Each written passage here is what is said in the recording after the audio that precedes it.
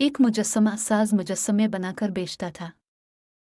वो हर मुजस्समे का कोई नाम रखता और इसी नाम से उसे फरोख्त करता था। एक दफ़ा इसने एक मुजस्समा बनाया और इसे हाकिम का नाम देकर बाजार में खड़े होकर पुकारने लगा, हाकिम $10 में, हाकिम $10 में, आओ और $10 के हाकिम खरीद लो। एक इंटेलिजेंस अफसर इसके पास गया और इससे पूछा।